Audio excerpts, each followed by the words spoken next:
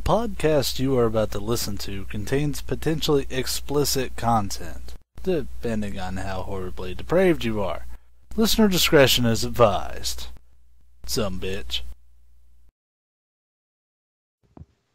Hi, and welcome to Leet Speak. We're here with another week, and we have, as usual, Brandon, Maggie, Hello.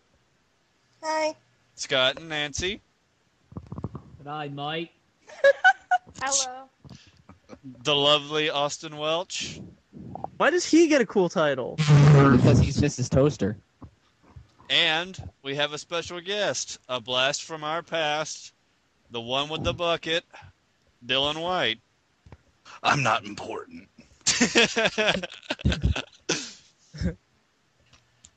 Shit.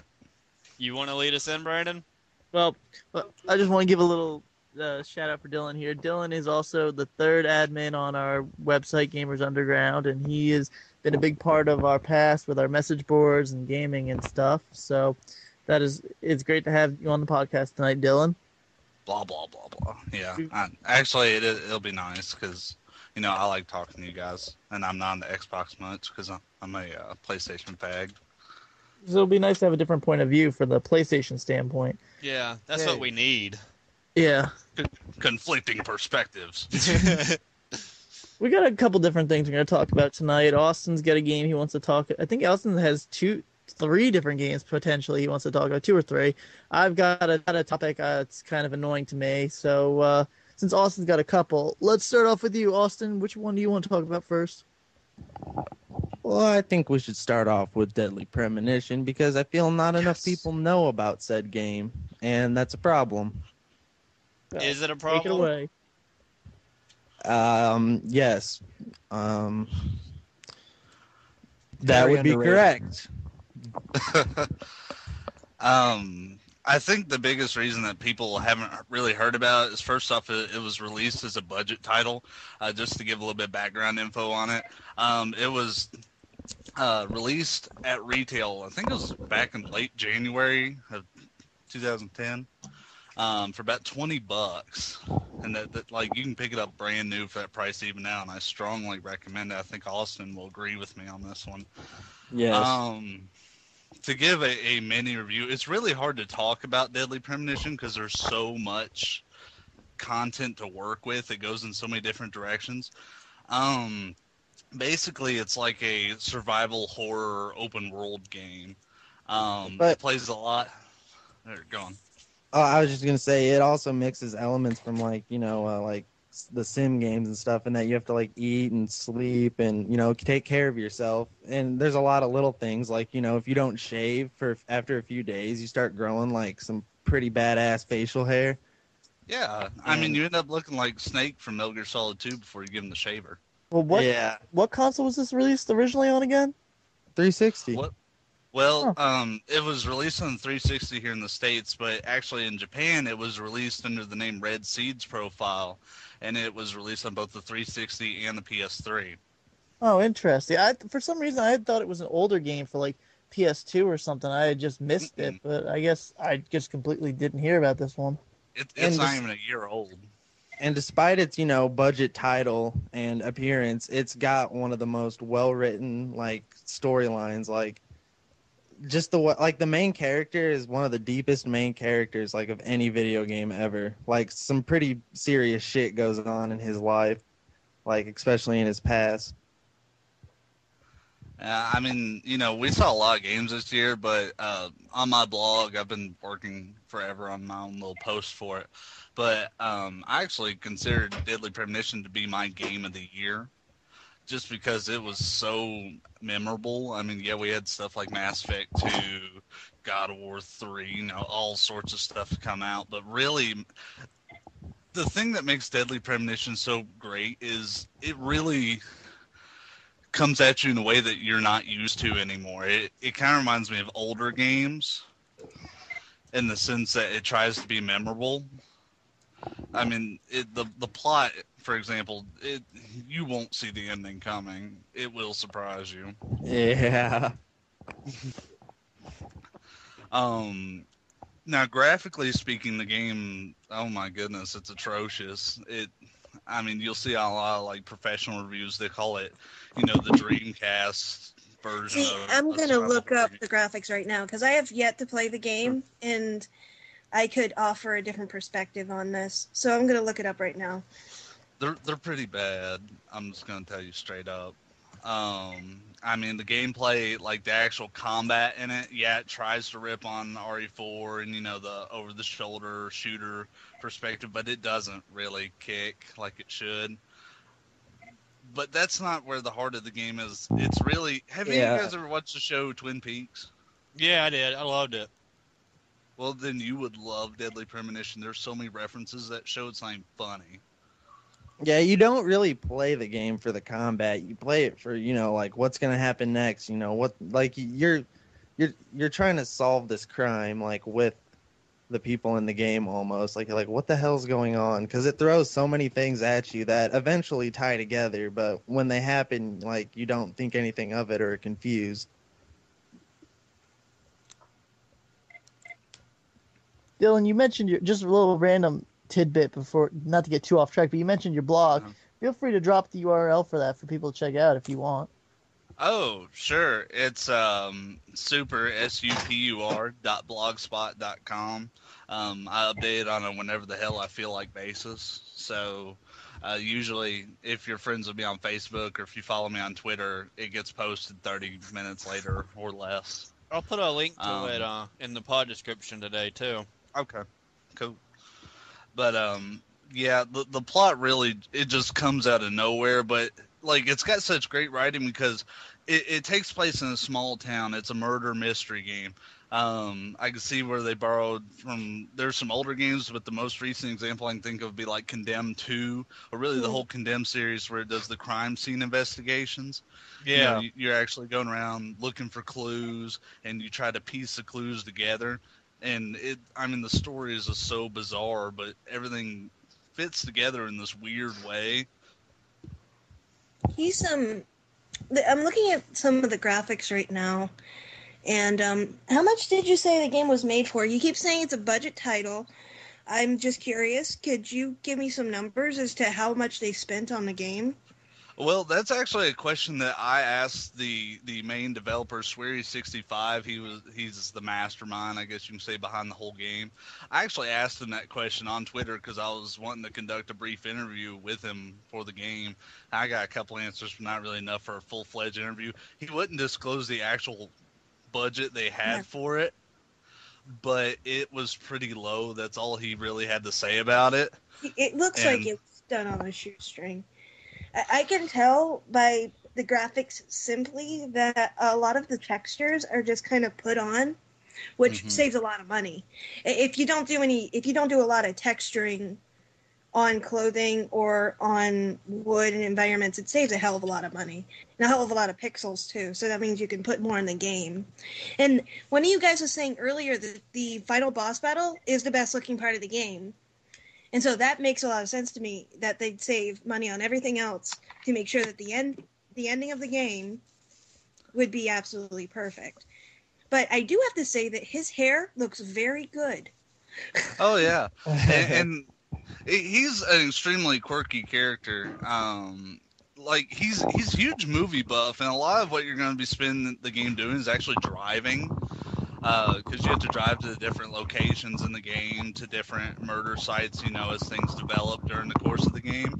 And that actually kind of leads me into another mechanic of the story that really kind of gives you a sense of immersion. I know it's really a hot word this generation in gaming, but there's a sense of immersion in the sense that the detective that you play as York, he actually talks to you. He has kind of I won't say an imaginary friend, but kind of this alter ego that he talks to named Zach. You can just straight up call him schizophrenic. I think we all know. He'll frequently ask for your opinion on what you think of what's going on. He'll have you make decisions for him, but he actually directs them to you, so it kind of breaks down the fourth wall and actually including you in the game's story, and that's really cool. That does present an interesting story. I will say that presents an interesting story arc where if you introduce a introducing the audience as the character's other personality. That would be, I've never heard of anybody doing that before, but it's a very original, very interesting idea. And Yeah. I want to play the game, to be perfectly Yeah, honest. his alter ego is named Zach, and like Dylan said, throughout the course of the game, he'll be like, Zach, what should we do? And then it'll like basically give you the choice of what to do. And when you're driving in the car, you can press A to talk, and if you do, he starts talking to Zach about like movies. He goes on and on about the movie Jaws, and he's a big fan of punk rock. He talks about the Ramones a lot. That's awesome. Here's a question I have. Not to get too far off topic, but is there any supporting characters? Oh yeah. Yeah. And that's actually a highlight of the game. Yeah. I don't know if you were going into this, Austin, but really the writing is so well done in the game that every character, it almost feels like you're watching a TV show, first off because they section the game off in episodes, but also really, yeah, York's a very interesting character, but the rest of the cast really brings a lot to it as well. Every other person in town has a backstory that you don't have to find out about them, like if they don't pertain to the main story, but you can do side missions for them and usually get something in return, like infinite ammo weapons or something really awesome that. But yeah, you can learn their backstory. Like I was really interested in the junkyard owner, the general. Mhm. So I did his backstory, and you find out a lot of interesting things. Well, why I asked was because it would kind of make sense for the breaking of the fourth wall type thing if there was no other supporting characters. That way, he has somebody to talk to. But I mean, that still adds a very interesting twist on it that you don't really see in any other type of video game. I like that. That sounds really interesting to check out. Austin, how long did it take you to finish the game? I did it about probably 2 months ago. I'd say I finished in about 22 hours, probably. Yeah. Yeah, I finished it in 15, but I didn't really do any of the side quests on my first run through. I did $20, about 3 or 4, I think. Some of those can be really time consuming, though. Yeah, I know. I did the one where you had to go to like the haunted tunnel, and if you complete it, you get like an infinite submachine gun. Yeah, I did that one and a few others. There's a few of those. The reason I was bringing that up is because for $20, you get so much game into it. Like it took me 15 hours just running straight through the story. I played it on easy because I just wanted the story because that's what I'd heard about. And then I went back, and I can't tell you how much time I've sunk into it, just doing side missions and just learning about the people of Greenvale. I just started Deadly Premonition, and I gotta say, I'm really impressed with it.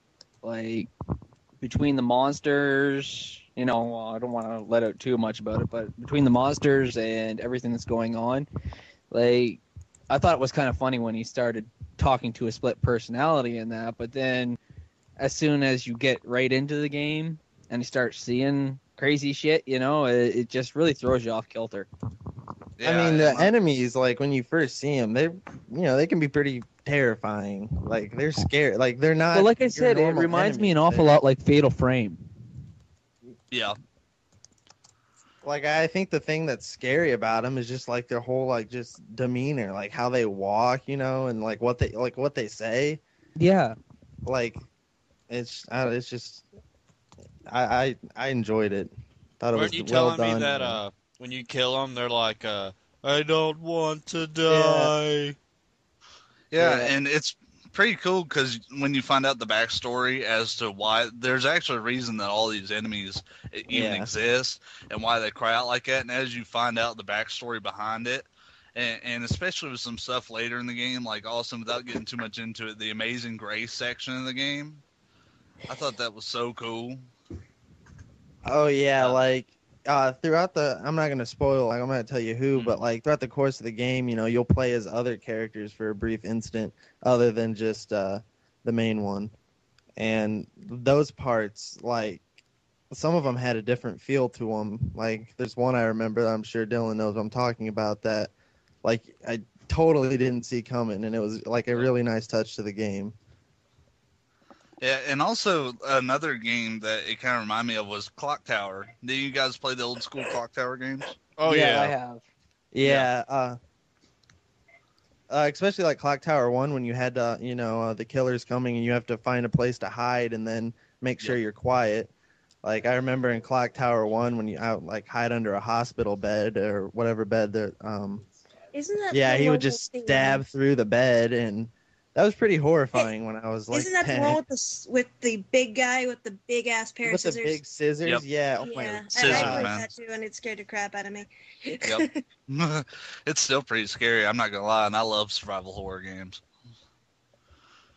Yeah, there hasn't been a whole lot on the next gen system, so I'm really happy about this. Like, I read about it about a year ago when they were just talking about it in Game Informer, and I'm like, this sounds really cool. Yet that being one of the first people to hear about it, I'm still yet to play it. Well, I'll give my recommendation: buy it. Don't rent it. Don't GameFly it. Just buy it. It's worth your money. Oh, Anyone definitely. who listens to this, go buy it. Yeah, If you like survival horror or good writing, buy it. All I right, agree awesome. with that. I did rent it, and I plan on buying it just so I can get the full experience. But I rented it I kept it for like 2 weeks. So Yeah, it's open world, kind of like Grand Theft Auto. Yeah, and the actual game's in real time. Like, it doesn't match up to your system clock, but they tell you, hey, I need to meet you at the diner in an hour. They literally mean an hour. So you have an Jesus. hour to go do whatever you want. Yeah, I've noticed that. I think Matt did the math or something, and each game day is 8 hours or something like that. Christ. That's pretty ridiculous. I Yeah. think it was something like that. He told me. So Matt's played it. Yeah, Matt's played it. He's currently going for all the achievements. Surprise, Matt's the one that got surprise. me to get it. He kept praising it, and it actually did sound pretty fun. It's kind of funny. The Japanese versions of the game actually had a lot more achievements in it, where we got a measly 13 here in the States. Yeah. The Japanese one actually has one for doing in-game stuff, not just completing chapters and getting all the cards. That's cool. Well, we've been harping on this for a good while. Was there something you wanted to bring up, Scott? Yeah, technically, it is new news, but it's old news. So, about Dead Space 2. I've been talking to a lot of people about it, and the one thing that really gets me is a lot of people don't really know that there's a special edition coming out for it. And in my mind, the special edition is worth the $20 extra that you have to pay for the game. I mean, you can get the normal game as it is, or you get a special edition that actually comes with a replica plasma cutter that has the working LED lights and everything on it. That sounds really cool. I remember whenever Dead Space originally came out, and I played a little bit of it. But for the life of me, I can't remember who the developer is. Do you guys remember? It wasn't Visceral. EA? No, it wasn't EA, was it? It was Visceral. It was published by EA. Oh, Yeah. okay. Yeah, I was wondering about that. EA usually does pretty good with offering pre-order bonuses and whatnot. Well, here's the special edition. Obviously, comes with a game, but you can get the plasma cutter with it, the replica plasma cutter, Dead Space 2 soundtrack, rare picture depicting necromorph transformation concept art by Visceral Games artists. And cool. in-game you get Isaac's unitology suit accompanied with a force gun in-game item. That's pretty cool. So I mean, that's for $20 extra, and the whole package itself is only $79.99. Yeah, and I mean, I played the demo, and I thought quite highly of it. So the game alone's going to be pretty good, just from what I could tell from the demo. But that sounds really awesome. Plus, if you pre-order it from GameStop or EB Games, you get an exclusive in-game rivet gun. Mm-hmm. once again, GameStop and EA always offer some really cool shit. But yeah, that's actually something I've noticed that EA's been doing a lot lately, is offering the soundtrack along with the game. And I'm not complaining at all, because I'm one of those nerds that I listen to the soundtrack of games and movies. I tend not to listen to like popular music. I listen to cinematic scores and stuff. And they're actually doing that with the Dragon Age 2. If you pre-order Dragon Age 2, is you get the downloadable soundtrack along with several other goodies. And that's just something I really appreciate that the game industry is doing right now, is catering to fans who are just way too into, orchestral scores and whatnot. Oh no, that's actually pretty cool. I'd like to hear the Dragon Age 2 score, because if it's anything like the first one, I liked it. I fucking love the game so much. Brandon, who did the final credit theme song on Dragon Age? Was it 30 Seconds to Mars? Yep, that surprised the hell out of me. 30 Seconds to Mars. 30 Seconds to Mars, This Is War. And it actually fits really well with the game, which surprised me even more. Yeah. That really did surprise me, because I'm just like, 30 Seconds to Mars? For reals? Why? I love that band. I'm like, oh, okay. This makes sense. See, like I said, I don't listen to a lot of popular music. And, yeah. That was just one of those things. Whenever I was playing Dragon Age, I was just like, seriously, 30 Seconds to Mars? And then, at the end, I was like, nice. Tip of the hat. It surprised the crap out of me that the guy from Urban Legend is the lead singer for 30 Seconds to Mars. When I first found that out. I didn't mean to laugh cruelly. He's also an Alexander. Yeah. Yeah? Well. I'm sorry. Okay, what's funny? Yeah, seriously. Alexander, that movie's hilarious. Accidentally, which is the best part. Okay. From my womb! Just hearing it. I'm sorry. Go on. Kids, remember, don't do drugs.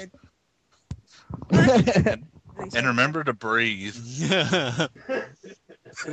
What? Scott, was there anything else you wanted to mention about Dead Space 2? No, pretty much just I think that, in all honesty, if you're going to be looking towards getting Dead Space, really spend the extra $20 on getting the special edition, because it's worth it. I mean, 20 extra bucks nets you so much more stuff, like That the soundtrack great alone deal. you could probably buy from a music store, and have to pay anywhere between $10 to $20 just for that. Yeah. And Yeah. you're getting in-game stuff, limited Not edition mention the artwork. replica gun. It makes more sense to actually spend the extra money on it. Everybody put it down, so I'm getting all that too.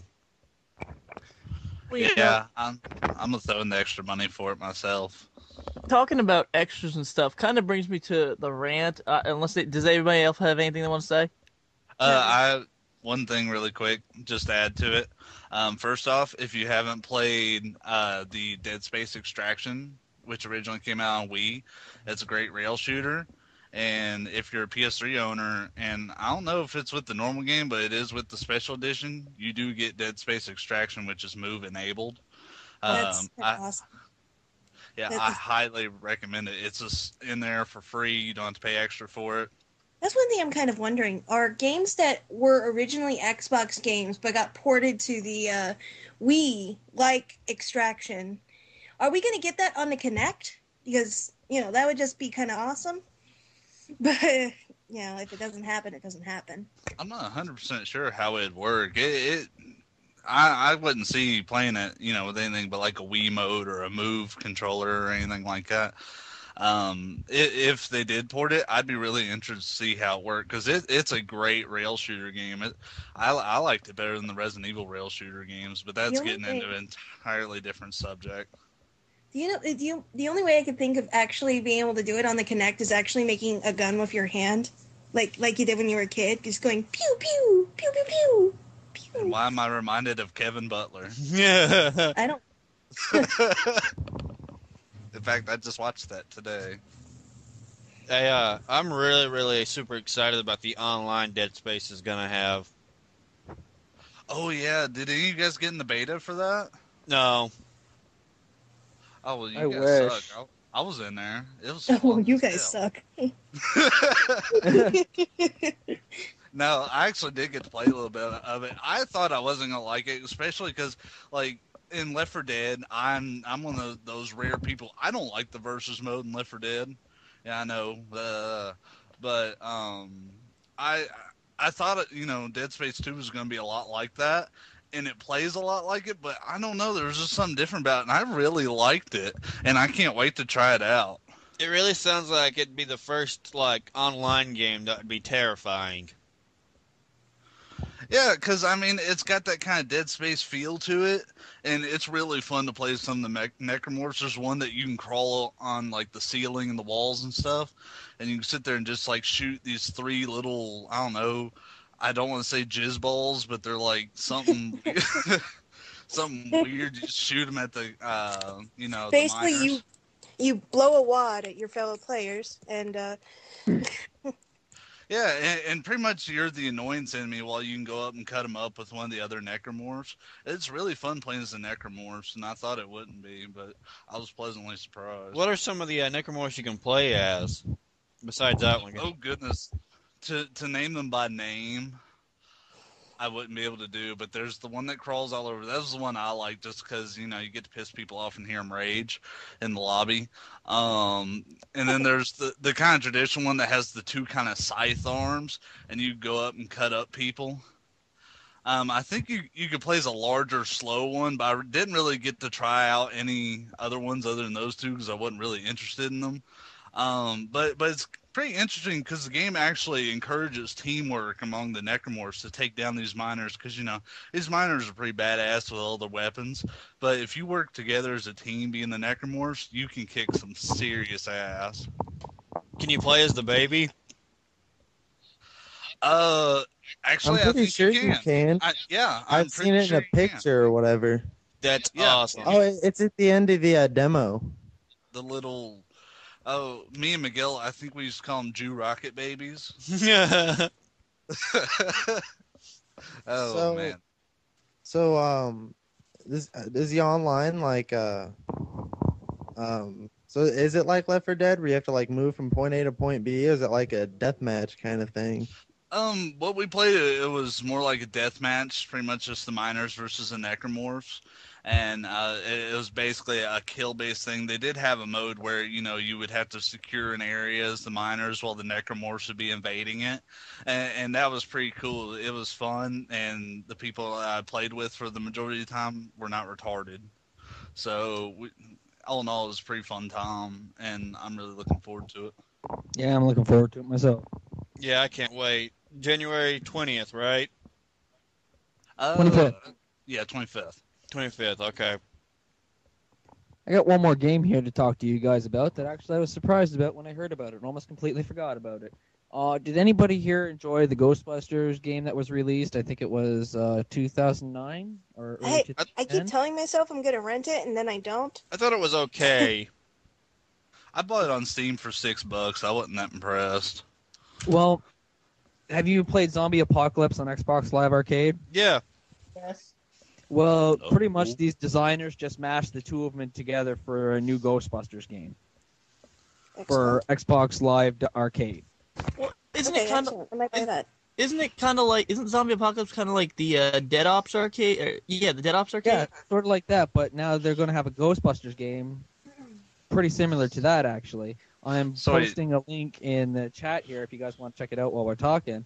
But it looks pretty cool. Like, you run around, you fight ghosts just like you did. You fought the zombies in the Zombie Apocalypse, and there's even sequences where you're driving around in a vehicle trying to capture all these ghosts all over the place. Huh. That's kind of cool.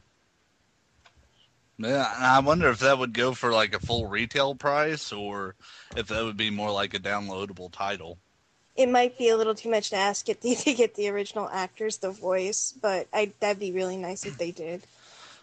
Didn't I'd they like use to think of giving Bill Murray a paycheck. Didn't they use the Ghostbusters video games kind of a platform to launch into some new Ghostbusters? That way they keep Yeah. the franchise going? Cause They Yeah, are it was very supposed to much launch a talking new about- movie. Yeah, they're talking about making a new movie, and actually I think it's in production right now. Oh, cool.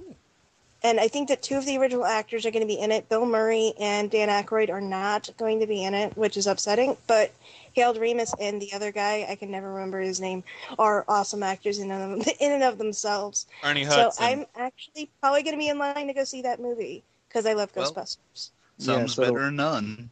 Brandon, the guy who's making the movie is Ryan Howard from The Office. No way. Yeah.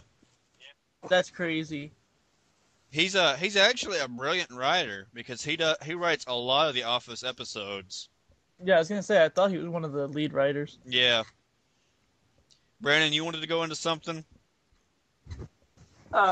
Yeah. Well, talking about extras and stuff kind of brought me on a rant. I wanted to, just a random rant I wanted to talk about, just because I haven't talked about it before. I don't even think we've really brought it up much. But first of all, I'm turning over my retro pod, if we get to it, my retro game thing to Austin tonight.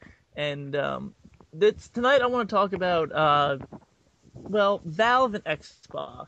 For any of us that's played any of Valve's wonderful games, such as Left 4 Dead, Left 4 Dead 2, Team Fortress, etc., they're great games. And then you play them on the PC, and then they become 10 million times better. Why? It's because those games on the PC have user content that's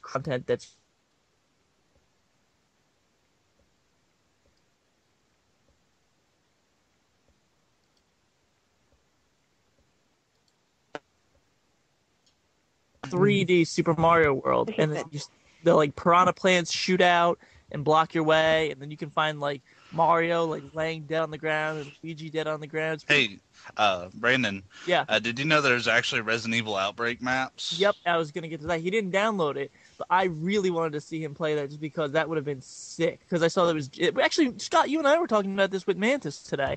Yes, we were actually. There's Jay's Bar, and wasn't it below freezing point? Below freezing point, from what I hear. But I also hear that they also put Resident Evil characters into it. Oh, really? Jill Valentine, Chris Redfield, Leon S. Kennedy, Claire Redfield, to name a few from what I hear. I've actually seen videos for Jill Valentine and Chris Redfield, though. Me, Miguel, and Miggins, because, we play PC games together. We've actually played those Outbreak maps. I can't really speak much for them because I didn't have my graphics card at the time, so they look pretty crap. But they're actually pretty faithful to the series, and I believe they just added in the Hive. Well, that's pretty sick. But I mean, look, you got things like that in Team Fortress. You have like all sorts of themed levels that are like that. But the Xbox gets screwed over in the fact that we don't even get updates for Team Fortress, and the fact is that this is the stupidest thing. Like, it just blows my mind. It doesn't make any sense. Is the fact that Microsoft wants to profit on it, so Valve won't put like updates for Team Fortress on the Xbox because they don't want to have to make people on Xbox pay when people for PC don't.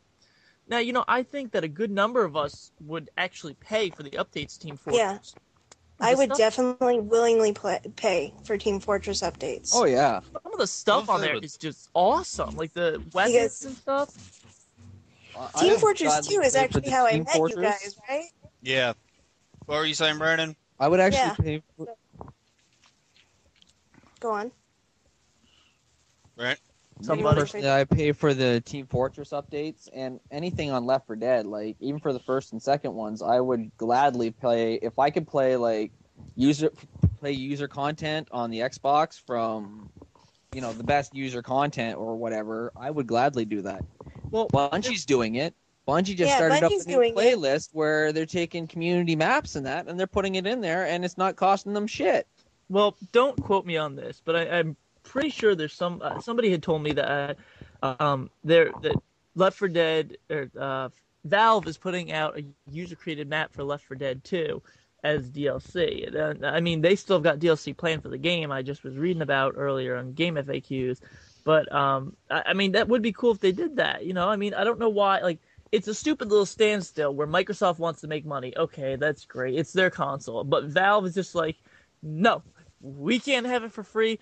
We don't want to have you make money off of our shit. Well, we would actually, pay for it, and it would keep us playing the game. I mean, look at our whole group plays Team Fortress 2 we play it sporadically, but when we play it all the time. If we had extra content, we would probably be playing it even more, and we'd be telling. I mean, we already tell enough people. Like, I mean, look at how many people we've gotten to get into this game, and then if there was more shit to play with, then we'd probably tell more people. In all sense, it would make more sense for Valve to just be like, all right, fine, we'll bite the bullet and we'll make people pay for our stuff.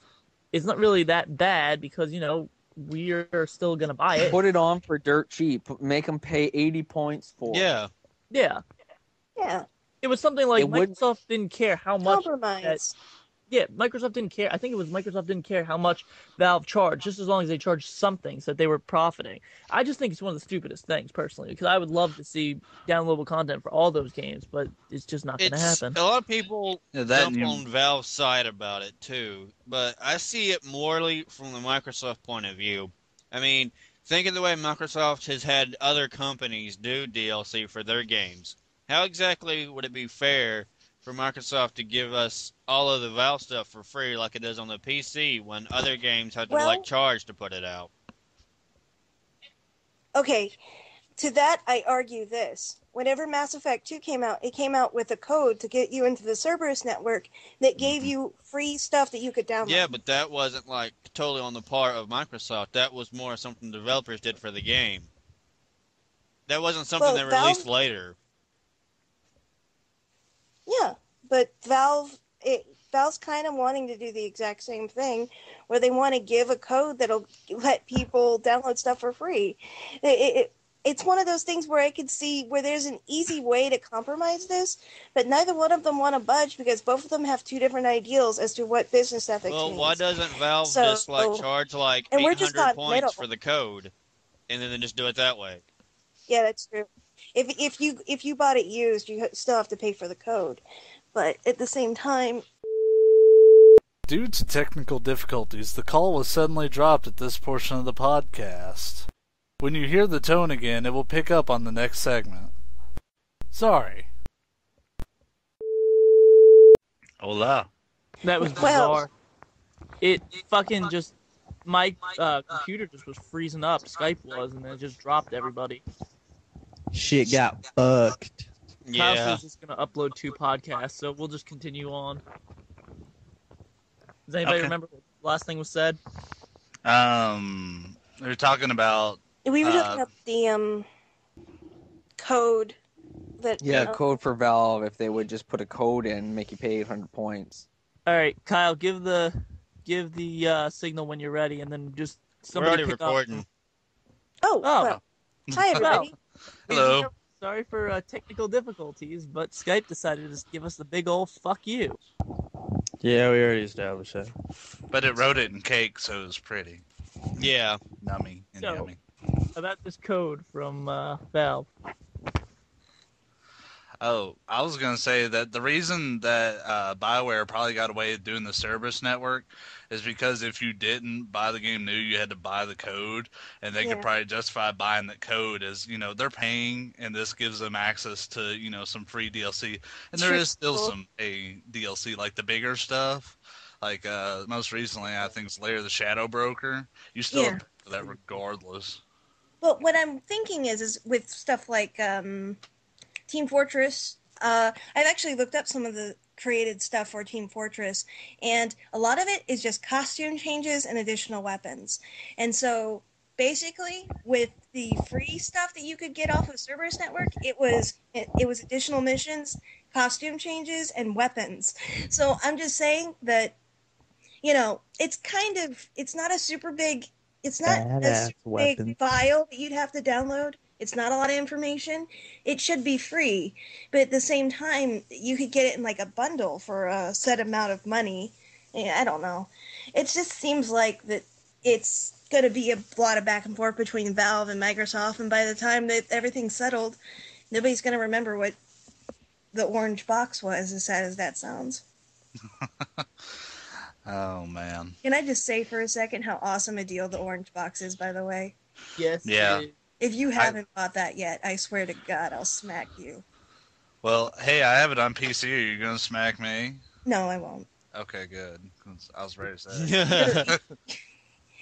You probably know more about what we're talking about because you actually get to get the downloaded content and all the extra goodies that we don't get on the Xbox. So I would like to say that completely off topic, though, how awesome it is to have Dylan on the podcast.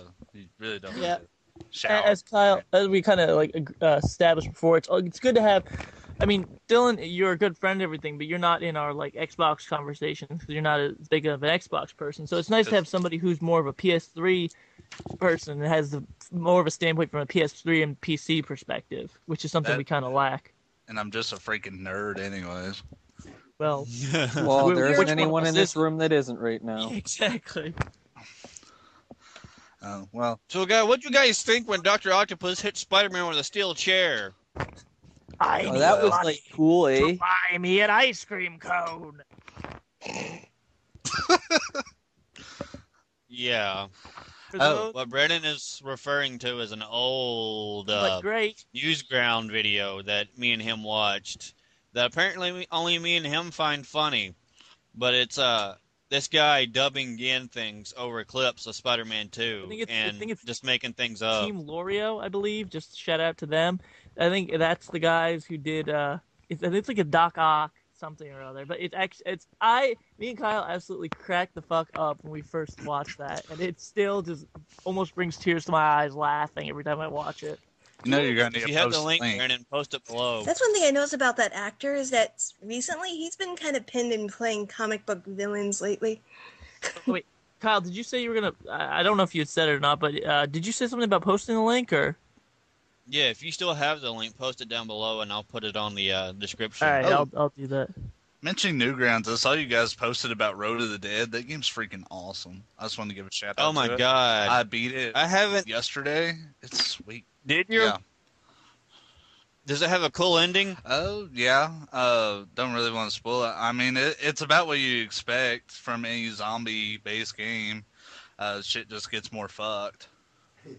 It's I didn't really get to go into a whole lot of, whole lot of detail about it, but I thought that as far as Flash games about zombies go, that it's definitely up there in the top 5. Yeah, I like it. You know, you're in your car the whole time, and the story develops as you're driving. So you just sit there and listen to it on the radio, and you can hear all the stuff they're wanting to do to you. Like, you know, oh, we've got barricades set up. Oh, really? Well, I'm going to, make evasive maneuvers and prepare for that. Did you ever get to fight the helicopters on there? Oh my god, dude! Fuck those helicopters. Wait till they get the surface or the air-to-surface missiles. Are you serious? They suck.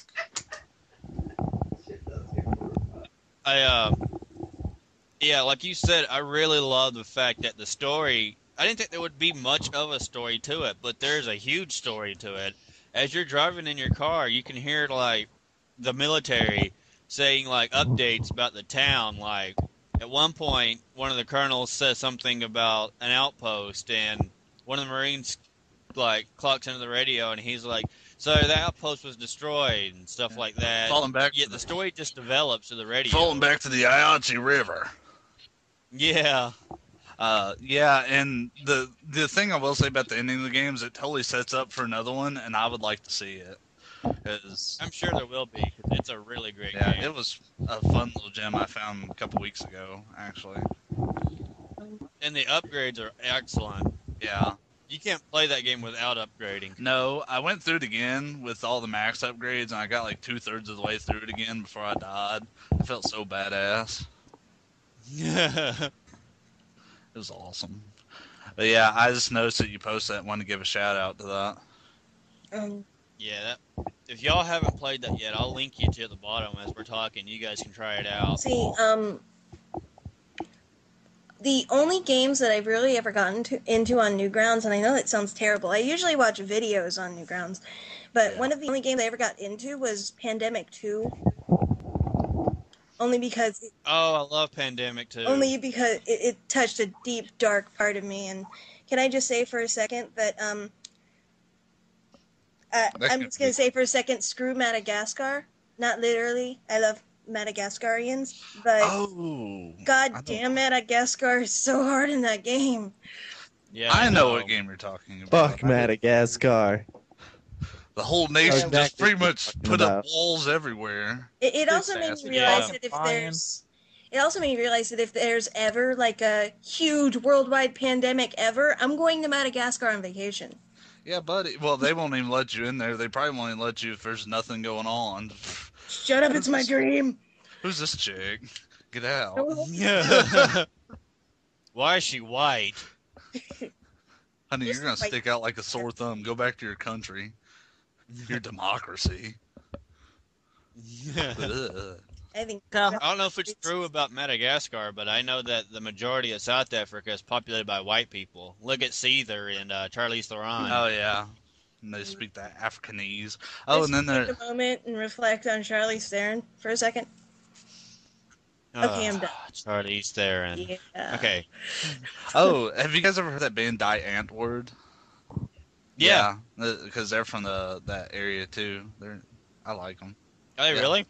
We can't talk about South That's Africa without talking about District 9, can we? Oh, no. Just saying. Have to mention District 9 when mentioning South Africa. You know, that's one of those movies I forgot to pick up. Thanks for reminding That is a great movie, I thought. Yeah, I enjoyed it a lot. I still haven't watched it. Is It's it Oh good? yeah, good. I Great. really enjoyed it. You know the movie Avatar? Avatar tried to do what District 9 did and failed.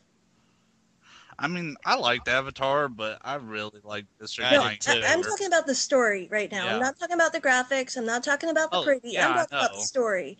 The story was generic and basic. It was trying to manipulate people into feeling a specific way, and it failed miserably with a lot It was- of people. Dude, With it was a lot of Pocahontas people. with aliens. Now with District 9, it tried to manipulate people in the exact same way, using the exact same type of manipulation, and I could get clearer on that, but I won't. And it actually succeeds in it, where you actually start to feel something for the prawns, which is something that you probably wouldn't feel unless there was a great story behind it, because the prawns aren't attractive looking like the Na'vi are. Yeah, I didn't give two shits about the Na'vi. I was just, it was pretty. And Mm-hmm. It was a pretty movie, and that was pretty much the only reason why it was as popular as it was. Yeah, If you exactly. look at the story on paper, it's Pocahontas. Thank you. It's Pocahontas. It's Fern Gully.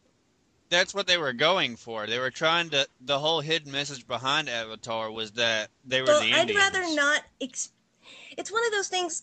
The white guilt in that movie is so blatant that it's almost smacking you in the face. Feel bad about yourself. Feel bad about yourself. Feel bad about yourself. You're going It's to a walk away terrible from this thing. movie and feel like shit.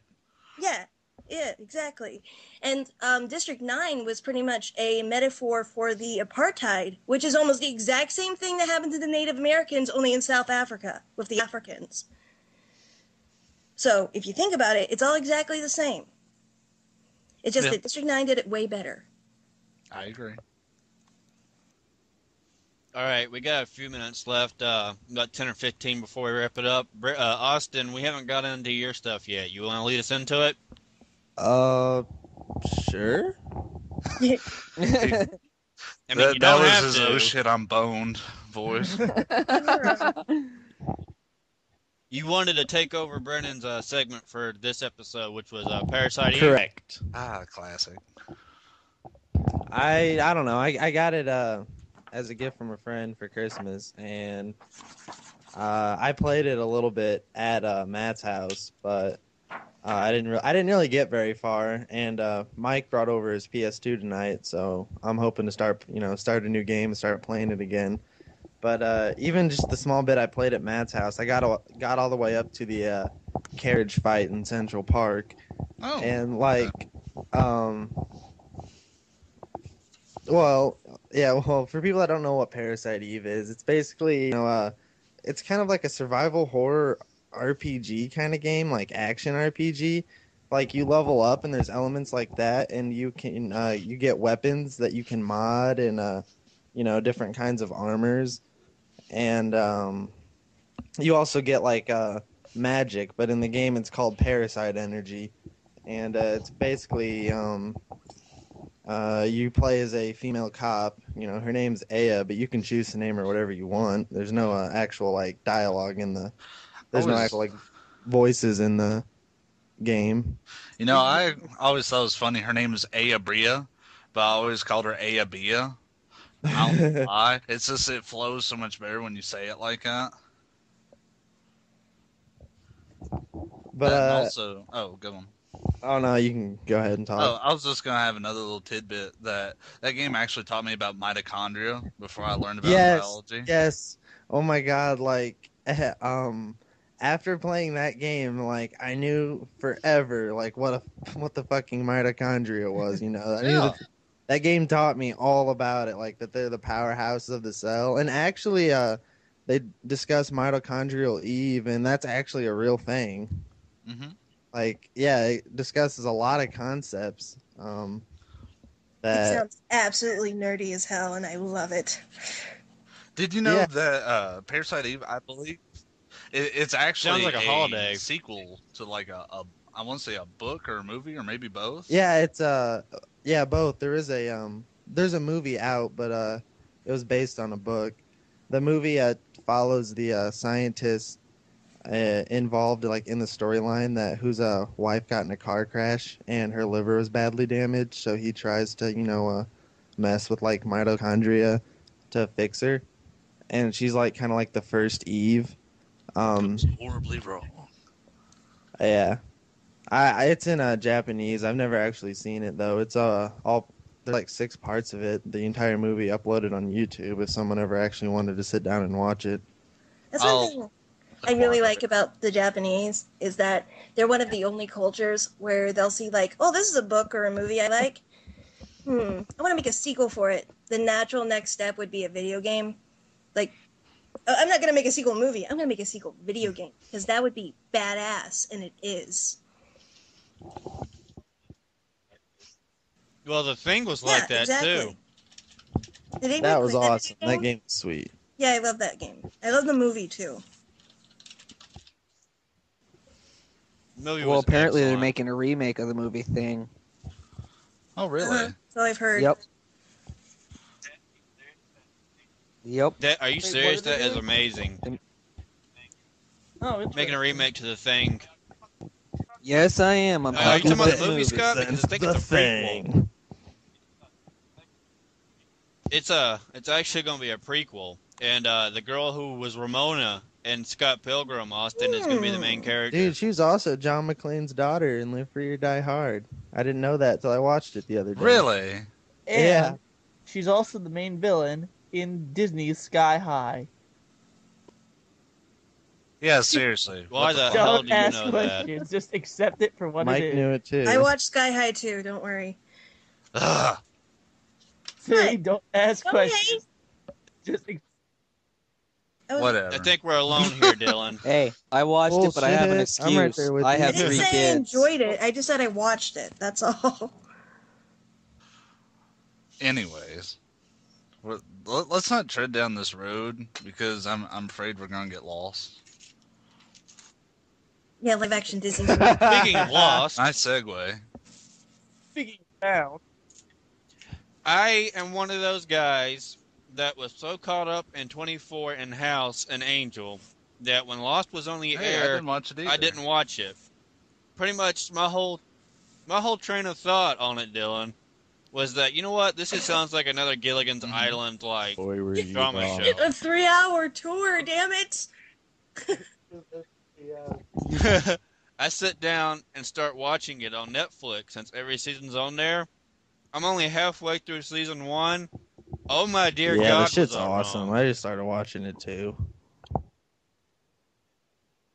You got a ways to catch up to where I'm at, Austin, but when you do, you're going to be addicted to it. It's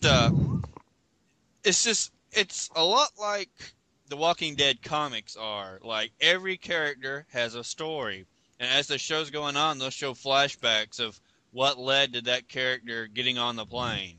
And each character's story is totally fucked up. And it's just, not to mention that there's a giant monster on the island that I didn't know there was in the show. Yeah, So I right. watched Like, it years everyone ago. that ever told me about that show neglected to tell me that there's a fucking fog monster. Yeah, exactly. Like, everybody's like, yeah, you should watch Lost. It's got some really good acting and a nice beach on it. I I'm didn't like, know there oh, was a okay. fucking. Then I watched the first episode, and I And just then hear, it eats the like, goddamn what in the pilot. hell is that? Is Godzilla Huh. there? You've piqued my interest, sir. Dylan, you should. Yeah, No, it's Netflix is they on just PS3, recently isn't made it? it to Yeah, be dude. on disc space too. So Kyle. we actually, but I mean, I watch it on my laptop, so okay. Kyle, You definitely need you to check it you out. at least watched the first season Yeah. of Heroes, right? So you know who Matt Parkman was, the cop. Yes, I did. Mike said that he was the captain. And that's what I thought too. I thought that guy looked familiar. Yeah. Yeah, He was the one that that had cop the dude. ESP on Heroes, right? I tell you something else too, Austin. I watched an episode a little while ago, and I'm like, this show can't get any more awesome. Holy shit! There's Robert Patrick. Really? Like, yeah. Oh, he's only in there for a little bit because he's part of a backstory, but he's there, and you're like, oh my god, this show could not get any cooler Speaking now. of TV shows, there's something I want to throw out. Well, do we have enough time for another little random thing, Kyle? Hang on, There's let me look something, at it. you know, you and for I it. have always been getting into the like awesome TV shows. Like we watched fucking Jericho, we watched Legend of the Seeker. You and Austin are now getting into Lost, and there's a TV show I want to throw out there just for the record that I hope a lot of you. Twin Peaks. Twin Peaks is awesome. Yeah. Am I still there? Now that You hear Brandon me? is dead. No, we can't hear you. Well, I Yeah, don't you're know. there. My Go ahead, mic's buddy. retarded. But I can hear- George R. R. Martin's book, A Game of Thrones, a Sword of Fire and Ice, A Game of Thrones, actually going to be a TV show this winter, and it's got an awesome star-studded cast, and I'm really looking forward to it. And I hope that you guys will check it out because that like Oh yeah, Kyle, me you and I were too. hooked on Legend of the Seeker for a long time. I think this is going to be our like replacement for it. This show, Yeah, we need something to fill that gap. TV needs to have at least one. This show just looks fantastic. fantasy I've been checking show out the trailers at for all it. I've been looking at the times. cast. I read the first book. I'm actually halfway through the second one, and I think the cast that they picked matches the characters perfectly. So I'm really, really excited for this. Before we end the show, there's two other shows I want to talk about. Since me and Dylan have like been spewing it out every Yes. 30 seconds, David Lynch Twin goodness. fucking Peaks. Twin Peaks. Yes, Twin Peaks was a show in the early 90s, for those of you who don't know what it is, that it only lasted 2 seasons, Yeah. and it was a show that should have never, ever been canceled. But it was canceled because a lot of people didn't get what it was supposed to be. It's made by the same guy, Brandon, that me and you have watched like his shorts on Oh, Netflix that's all so before. weird. All right, I David know who you're Lynch. talking about now. Yeah. Yeah, David Lynch is the same guy who's done Eraserhead. So you can imagine how messed up Twin Peaks really, really is. The show is so weird, yet so cool. Because it was so weird, not a lot of people like picked up on it. But it follows it's a lot like if you were to play the games Alan Wake. Yeah, and Alan Deadly Wake was a lot Premonition, like from what it I'm hearing too. from you guys. Yeah, you combine those two In fact, games there was together, even an and achievement you in Alan get Wake. Twin Peaks. That's a damn good cup. Yep. I nodded my head. Damn good I was like, toffee. good job. I really like Yep. that remedy. Yeah, that was awesome. Hey, it follows Kyle MacLachlan, the actor. You guys might not know who that is, but if I say one movie, you'll instantly know who he is. He was the bad guy. Holy in the shit, he first was, Flintstones wasn't movie. he? I didn't even realize that. Wow. Yep, Wow. yep, that's him. He's an FBI guy that goes to What this does that small sound like? town to investigate a murder of a girl, and then as he gets there, it gets all supernatural and messed up, and that's what Twin Peaks is about. And like Dylan said, like at the end of every episode, even though it was a drama show, not like a sitcom, like how sitcoms always had, the catchy phrase at the end, you could always see Kyle MacLachlan sitting down at the table, taking a drink. Yeah, out of he his was mug such and a go, quirky character. Damn He's good great. You know coffee. how I remember Kyle MacLachlan? And Alan, yeah. Do you know how I remember Kyle MacLachlan? Do what? Showgirls. That's how I remember How? Kyle MacLachlan. What? Oh yeah. Damn. Now you want to Yeah, talk he's in about a Showgirls, terrible too. movie. Well, at least he didn't get typecast into the role of the FBI agent, because I remember reading that he was really worried about that. Yeah, he was. Mm-hmm. And he's like so under the radar now, but he's a really good actor. He's my pick, Dylan, for if they ever made a Resident Evil Outbreak movie, like how everybody had a Yes! list Oh my of people goodness, they'd he would want to fit play. perfectly as He's George. my pick for George They look Hamilton. alike. Yeah. Oh. Brandon, I'm going to Google him while You we talk about other Google things. him. I'll show you his Google picture. it. They 'cause he probably looks based identical to George George off of him. Because you know how he would always be cool, even though something really bizarre and crazy would be happening, but he'd just be sitting there, wow, these are nice trees. What kind of trees are these? Even though there would be like a dead body at his feet or something crazy be going on. And York acts a lot in the same way. That's why I say if you like Twin Peaks, you love Deadly Premonition. Hell, you love Alan Wake too, because Alan Wake it had a lot of notches toward it.